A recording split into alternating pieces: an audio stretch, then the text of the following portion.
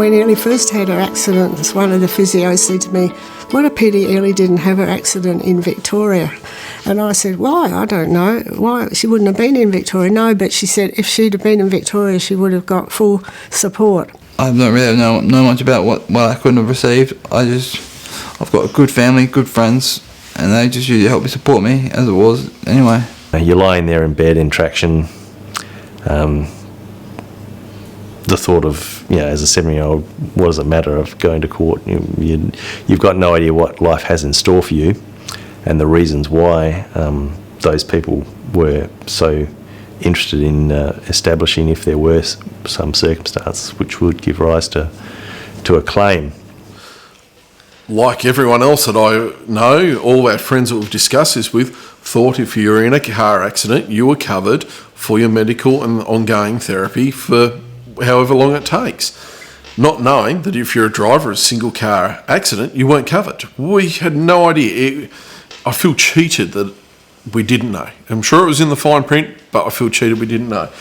One of the problems that we've had in South Australia is that most of the road trauma has in fact not been compensable. And something like 25% of people go out on the road every day apparently are not covered if they suffer an accident. Now, of course, that accident could be very mild, but it could be very significant. Well, when I was Treasurer, I had responsibility for the Motor Accident Commission, and one of the issues that they were raising with me was there was increasing pressure, upward pressure on CTP premiums, and that was being driven largely at the lower to medium end of claims, and a lot of it was being consumed in legal costs. As well as that, people who were catastrophically injured, where there was no at-fault party, were unable to access any compensation whatsoever. And this was pointed out to me as a real deficiency in our CTP scheme. We think the establishment of the Lifetime Support Agency is probably one of the groundbreaking changes to legislation in this state. We're thrilled by it, we're very excited by it. We think it's actually a rebalancing of a very significant inequity in terms of compensation in our state. It's about ensuring every single person that has a catastrophic injury has appropriate care and support.